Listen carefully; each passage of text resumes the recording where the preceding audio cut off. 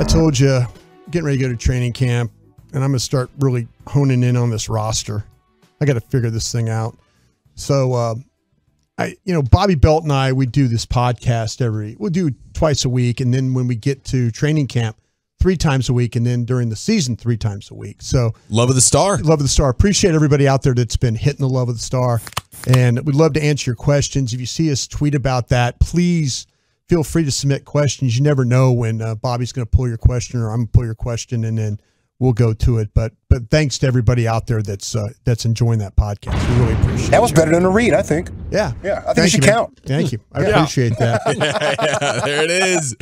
I try my best. All right. I'm looking at this Cowboys roster, and okay. You getting queasy?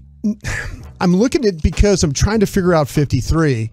And every year when you go to camp, you have your personnel tags up on the wall, and you can kind of look at your team and you have an idea of maybe 40, 45 guys. Now, do you do back there at the hotel room at the Holiday Inn? Yeah. Well, no, I don't. I keep it on my computer that how I want to move guys around. But when I was in personnel, I would go in and we'd have all our tags up on the wall.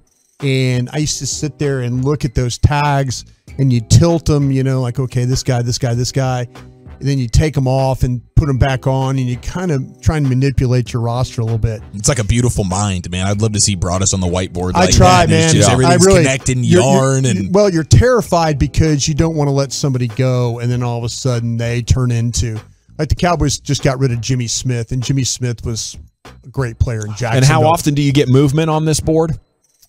Every practice? Yeah. I look at this thing. What have you done for me lately? Well, Dak? that's what third string. Yeah. Take that, Will Greer. Had a nice day today. No, you don't want to just.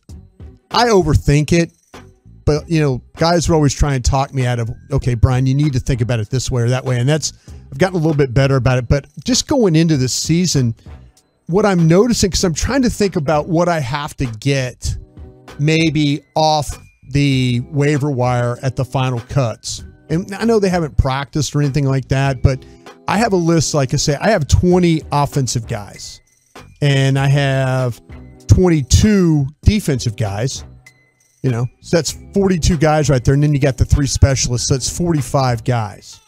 So I've got 45 guys that I think are going to make this football team, that I think are locks in this football team. Now, what I'm trying to figure out here is, and I'm just going to throw some names out there for you guys, and let's just start on the defensive side of the ball. Is that cool, General? Yeah. We start on defense because I feel like the players that I'm thinking about moving on from, I think are better quality than what the offensive players are.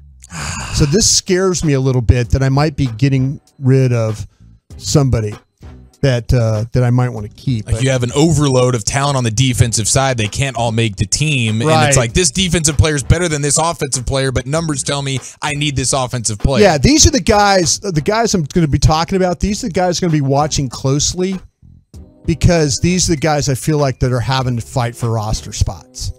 Okay? Mm-hmm. So the other ones I feel like they're going to be on my team, but these other ones that I'm looking at now, I don't feel like that. So how about Israel Mukwonmu, the safety who was drafted here, a couple of years ago.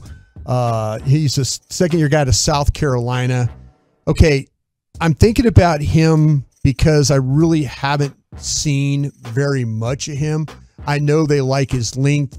I know they like some of the ball skills and things like that he presents, but I haven't seen that translate from where he was at South Carolina to this current roster. Keeping an eye on him for sure. He's got that J-Ron Curse kind of build, man. Yeah, I know. You'd love that's to be what able scares to. Me. Could he be my next J-Ron Curse? And if Dan Quinn can't get that out of him, and having J-Ron Curse to model yourself after, if you're Mukwonmu, that's kind of a bummer because he's got that same build. Yeah, he does, and that's what scares me a little bit about him.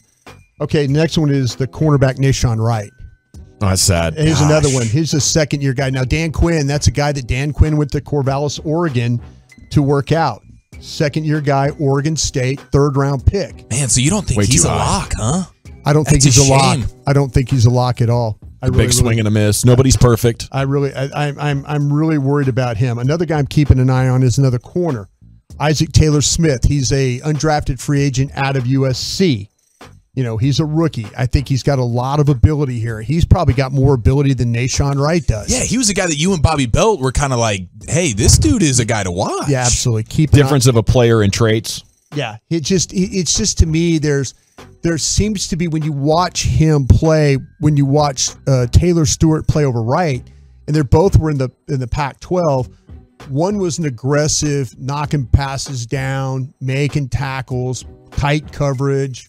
You know, and like you say, you know, Wright was picked in the 3rd round. And this other kid wasn't drafted at all, but I think he's a more talented player. DQ had a lot of success with the Seahawks. Brandon Browner. Yep. Richard Sherman. Yep. But those were day 3 picks. You don't do that on day 2, Brian. Nope. Now they're paying for it. They are paying for it. We'll see. Okay, Marquise Bell is a safety. He's 6'2". He's 212 pounds. He's a guy from Florida A&M.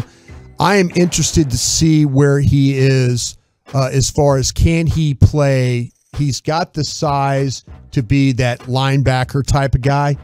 I'm interested to see if he could do that, but also play. I'm looking for really maybe more of a true free.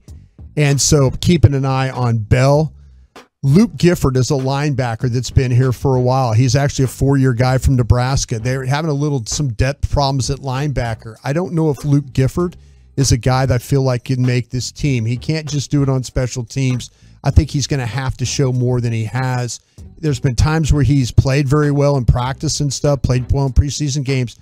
That's why he continues to make the team, but I still think his roster spot's in a little bit of peril. Can't stay healthy enough. Can't stay healthy. You're right about that. Tristan Hill is another guy. We're going to get to the defensive tackles here. Bye-bye. Tristan Hill is a guy I'm keeping an eye on, and I don't know. He might be on that bubble for me. Also, Carlos Watkins is also on that bubble. That's a veteran guy, 6 years there's several names on this. Yeah. And any Cowboys fan would recognize. Exactly. And then my last guy is Terrell Basham. He's a 6-year guy out of Ohio. So as you can see, I mean, there's a list. There's those 3 defensive linemen. There's a couple of cornerbacks and a couple of safeties. And out of those 7 guys, how many do you think will be gone? Well, like I said, right now I've got 22 guys. I got to figure out how many guys I'm going to keep. Usually in the secondary, you keep 6 corners, 4 safeties. You might keep 7 to 8 linebackers, and you keep 10 defensive linemen. Might have to go a little bit short if they keep an extra quarterback. But I think the quality of the names of the defensive players is much better than these offensive guys I'm about to read to you. Okay? I think they're going to go with only 2 quarterbacks. So that means guys like Will Greer, I think is a guy that could probably be on the the block at the end of it when it's all said and done. I'm interested to see what's going to happen with Rico Dowdell, the running back that was injured. They seem to like him. He's a 3rd-year guy out of South Carolina. He wears the goggles, right? We saw him on Hard Knocks. No, that was Hardy. Oh, that was Hardy. Yeah, it was Hardy that wore the goggles there. I'm looking at 2. Like Eric Dickerson type of vibes? Yeah, what are you talking about? He had really bad eyes. Oh. He had really, really bad eyes, and he couldn't see, and so they were trying to help him and all. So he went with the goggles, Okay. and that didn't. They had one of those playbooks where it was like brittle or whatever. What do they call it? Braille. Braille. Yeah, they had a special playbook for him and everything. It's kind of brittle too. Braille, yeah, whatever. Tomato. It's all right. Ryan Nall. I've got both the fullbacks on the list. So I got Ryan Nall on this list. I've also got Nick Ralston on this list as well. I don't know if they're going to carry a true fullback, but I also put Sprinkle on this list too. Now, do they carry the true fullback? If they carry a true fullback, that's going to be one of those guys I think is going to get the opportunity. If not, maybe we'll go back to McGovern as being that fullback guy. Kind of liked him there, man. Yeah. He's a better fullback than he is a guard. Absolutely. I'm looking right now at these. I'm looking at the James Impey, the center from Brigham Young. He's a little bit of an older guy, but he was an undrafted guy. Alec Lindstrom is another guy who's a rookie out of Boston College. Maybe those guys are practice squad type of players. Josh Ball is one who they drafted. Out of Marshall. He was a 4th-round pick in 21. This guy's got some busty on him, and I think busty as like not the good kind of busty. Not the good kind of busty at all. Wolchuk? Yeah. No. Right, not that. He's getting better. That guy. But yeah, he might not make the thing. Avonte Collins is another guy who is a tackle, maybe a swing tackle, but I don't know if he'll get enough opportunity. Here's another name you keep an eye on: Noah Brown. Oh yeah, Noah Brown. Even been though, helpful. Yeah, I kind Good of camp player. I kind of have. He's going to tear it up out there in Oxnard. Well, I have a feeling what's going to happen is if they carry the 6 tight or the 6 wide.